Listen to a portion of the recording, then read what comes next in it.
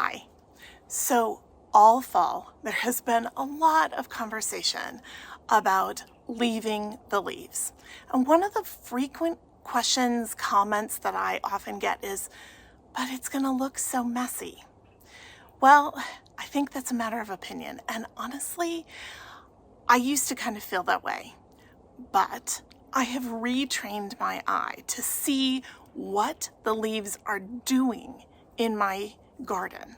And by seeing them as functional as opposed to messy, I now look at a yard full of leaves and see all the things that are happening there. And that is an amazing transformation.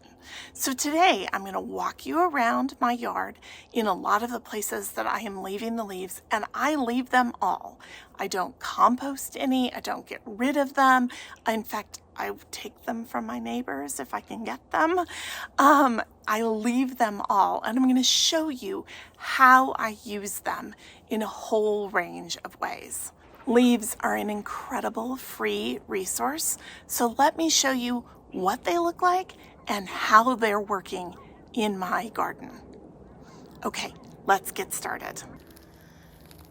So the first thing is, over here, this is in the wildlife garden, and this is actually a path area. And I used a leaf blower and blew a very thick layer of leaves here.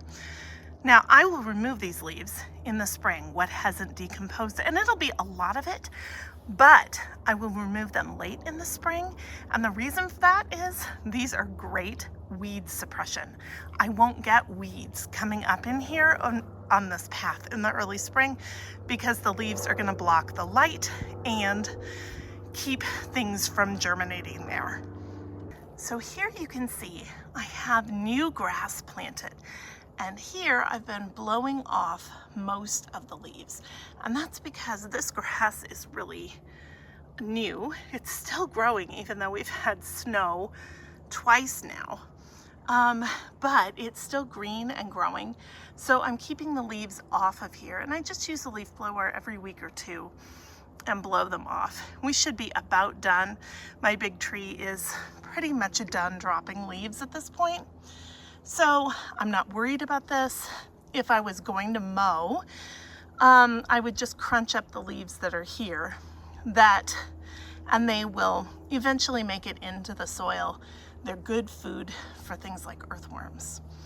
So I'm not worried about these leaves though, at all. In this bed, I have blown in a lighter layer of leaves, and they're going to do two things. They're going to keep water from evaporating quite as quickly. It'll soak in, and they act kind of as a barrier to keep it from evaporating, but they also act as insulation for all of my perennials, and this whole bed is planted out with perennials. So it's a little insulation for their roots and a little bit of water retention also. So here in the wildlife garden, you can see these are a bunch of leaves that have just fallen here. I didn't blow them in or anything like that. They've just come with the wind. And they are, again, acting as insulation, and they're also going to help keep the moisture that we get over the winter trapped in the soil. And that is all a really good thing. We're protecting baby plants, keeping them in good shape, and of course this is creating habitat, shelter for insects, small mammals, everything, and supporting it. The leaves don't actually, they kind of mat down a little bit, and every once in a while I'll see what looks like, there's not one here, but kind of little tunnels through them. So I know that mice and other smaller animals are making their way under there, and they're acting sort of as a blanket over their little habitats. Here's a bigger picture view, and it isn't a messy view. It is simply a more natural look. You're not seeing a lot of mulch or anything like that because, first of all, I didn't mulch this area, but also the leaves are covering the ground and in amongst the plants. In the spring, I'll leave the leaves and they will act as weed suppression and help keep weeds from popping up before the plants get big enough to do that on their own.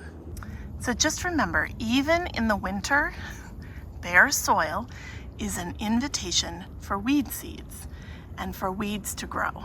So when you leave the leaves, you are covering up that bare soil and you are not going to allow weed seeds to grow quite as readily. And that is always a good thing. So this is our big cottonwood tree that drops all of these leaves. And the other thing that we have done is leave a really thick layer of leaves around the base of the cottonwood tree. Cottonwood trees normally grow near water sources, and of course our water source here is irrigation. So it needs extra support, and it's a huge old tree. It is probably as old as our house, so 70 years old. Maybe it was here before that, but I doubt it.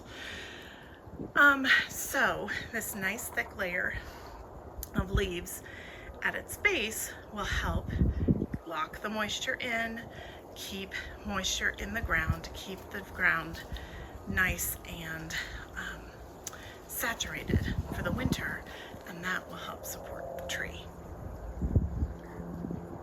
Since I started leaving the leaves in this particular bed, I have noticed an enormous number of insects, a huge increase, both in native bees that show up here, but also things like praying mantis and ladybugs, all kinds of insects. So I know that it is working, and I know that it is supporting little creatures who are living here. And that is really cool. So here's one of the other ways that I'm using leaves in my yard this year. This is one of my dahlia beds. It is only planted out with dahlias. And I am in zone 5-6. Generally, the wisdom is you dig up your dahlias in zone 5-6. But there is a flower farmer near me, Blossom and Branch Farm, and they leave their dahlias in the ground. They put a thick layer of leaves over them, cover them with plastic, and leave them in the ground over the winter. So I'm trying it. And so what I did was I have, let's see, I'll show you. I have these burlap sacks. They're just coffee bean bags. I filled them up with leaves so that they were completely full. There are 3 sacks over this. Then I laid them down, covered everything with plastic, and then I'm holding that plastic down with all of this scrap wood you can see. So hopefully next spring I will take all of this off and my dahlias will be there and ready to go. And you can see I have some season extenders here. I will then uncover them, put plastic over it, and see if I can get my dahlias to start maybe even a month or 2 early. So I've left the leaves in these coffee bags. They're burlap sacks. And when winter is over, I'll pull the bags off, and then they will go and become part of my leaf mold making regime.